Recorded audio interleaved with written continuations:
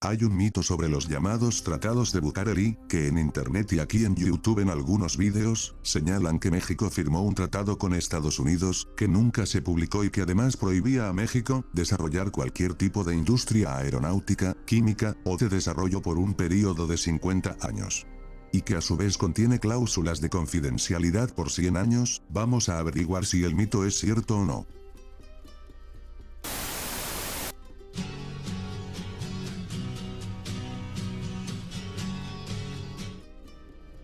Finalizaba la Revolución Mexicana y aún no existía un clima de estabilidad en el país, las ambiciones de poder y de protagonismo emanaban de todos los sectores y de todos los actores del escenario de la época.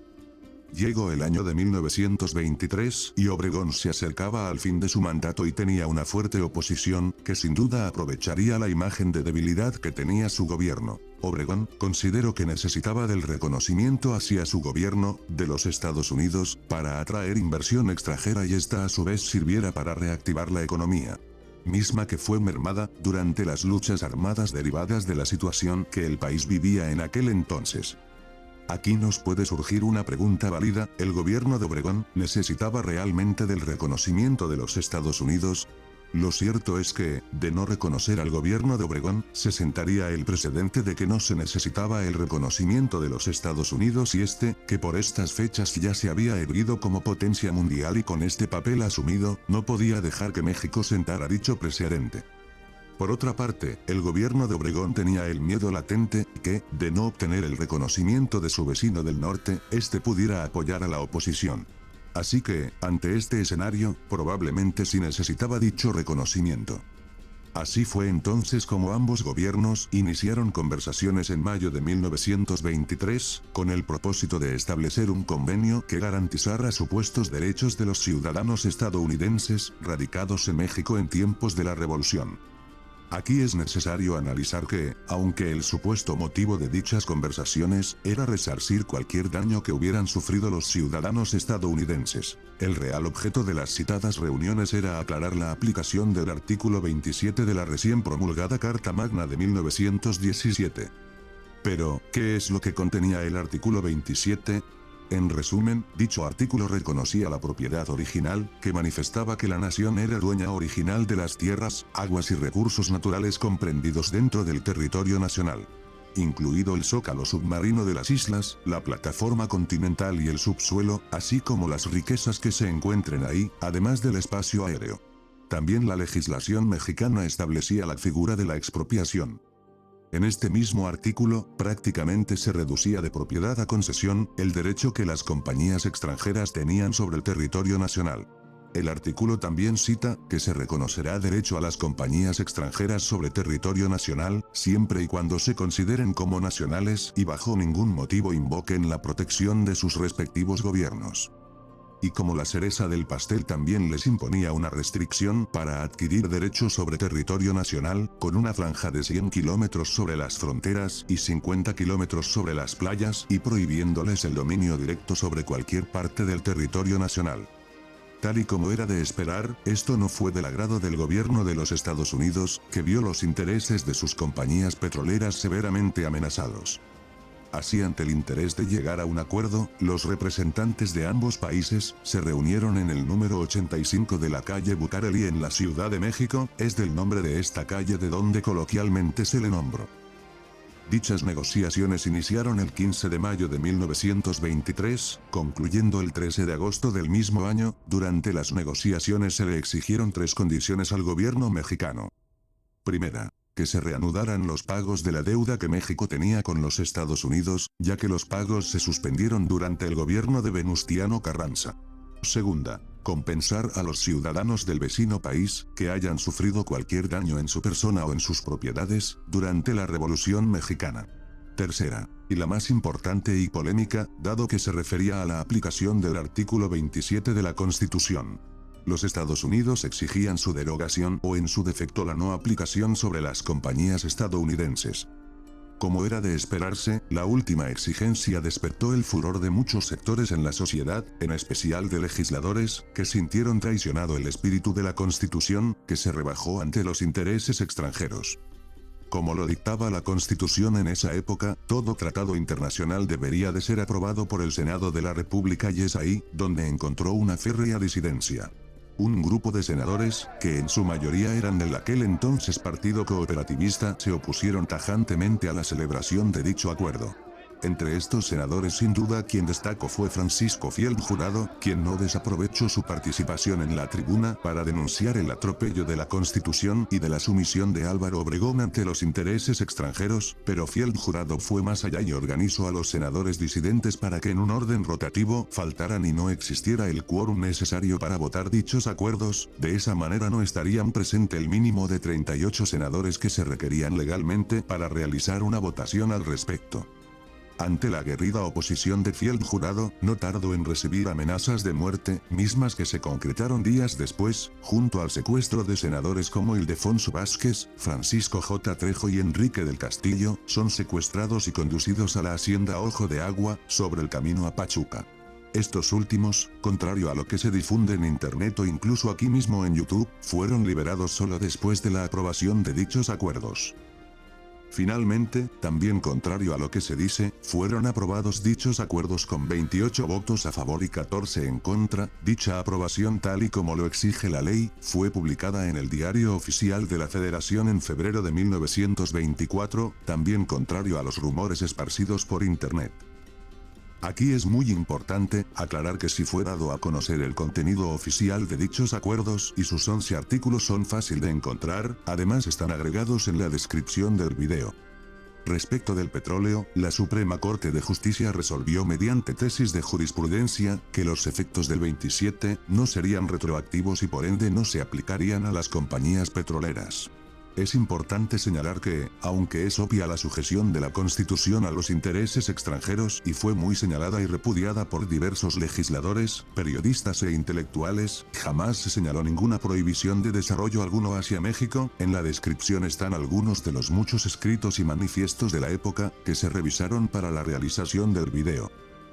Debemos aclarar que casi toda la información de los hechos se encuentra en los archivos de la UNAM, en las bibliotecas de las cámaras de diputados y senadores y en muchos libros y registros históricos de la época. Otro punto que se dice fue exigido a Obregón, era la muerte de Doroteo Arango, mejor conocido como Francisco Villa. Este punto sí puede estar sujeto a duda, ya que al ser posible un nuevo levantamiento no era de dudarse un escenario con la muerte de Villa, tal y como se acostumbró entre jefes revolucionarios.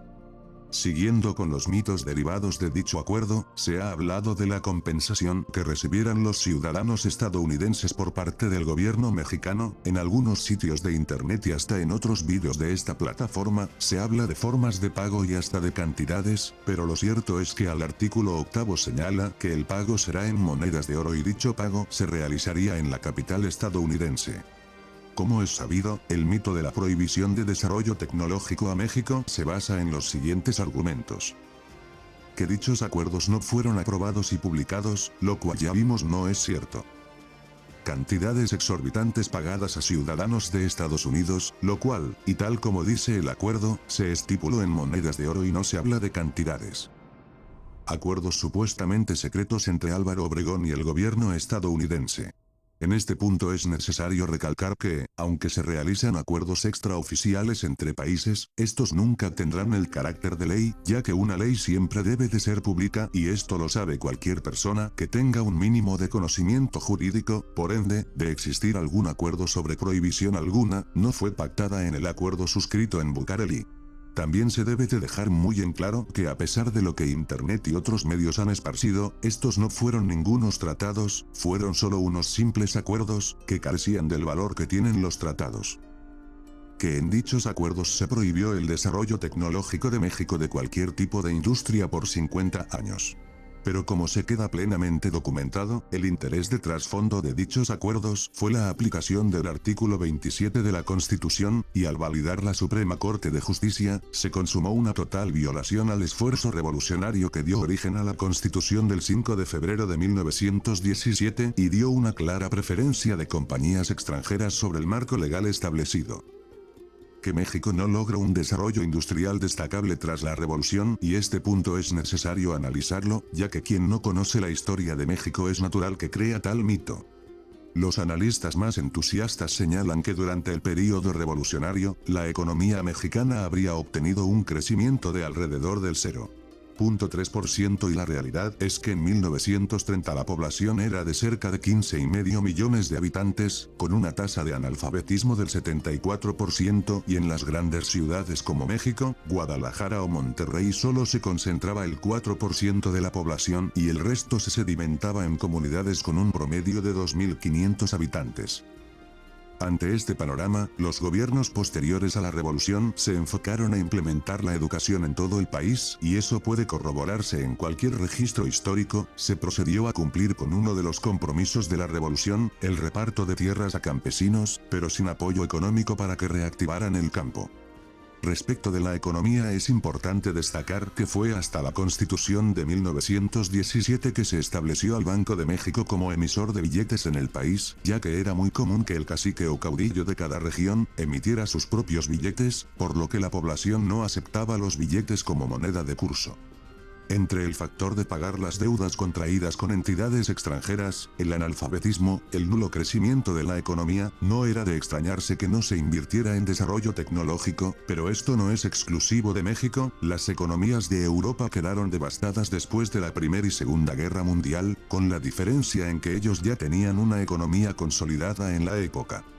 Lejos de señalar la no proliferación de tecnología propia, es motivo de realce el saneamiento y consolidación de un desarrollo que logró México, que se mantuvo firme hasta el gobierno del general Lázaro Cárdenas, donde se le dio prioridad al reparto de tierras y se destinó hasta el 40% del gasto público para apoyo del campo. Así fue como México empezó a transformarse de un país campesino a uno industrializado.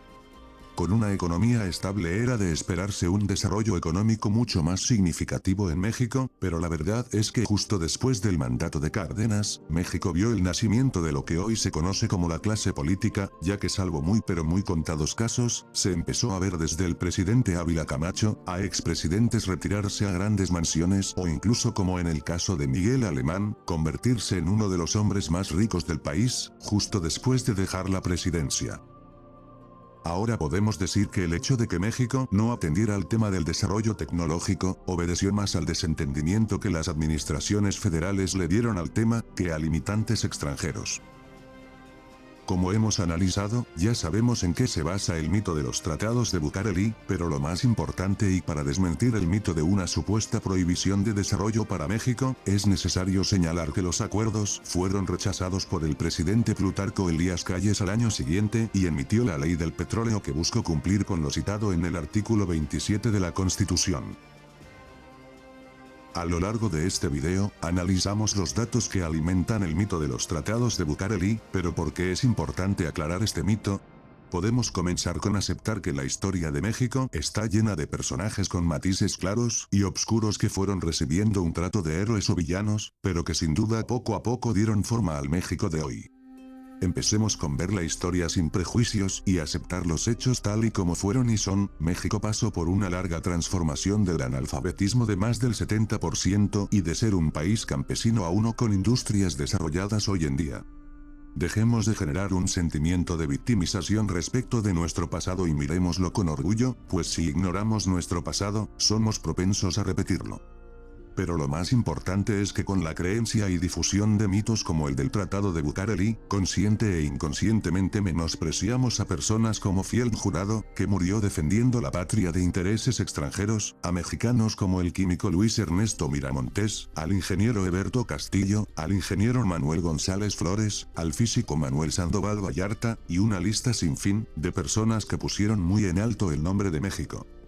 Este mito mucho se ha escudado en el nulo desarrollo de una industria aeronáutica propia y sí es cierto, pero siendo realistas, solo Argentina con una modesta pero importante incursión y el gran gigante Brasil, son los únicos países en Latinoamérica que tienen desarrollos significativos en esta industria y en el caso de Brasil es líder mundial en esta industria. La decisión es propia y solo hay dos vertientes, quedarse con un mito sin fundamento y aceptarlo sin cuestionar la información real y el contexto económico y político de esa época, o analizar, entender y aceptar la historia de México. Tú decides.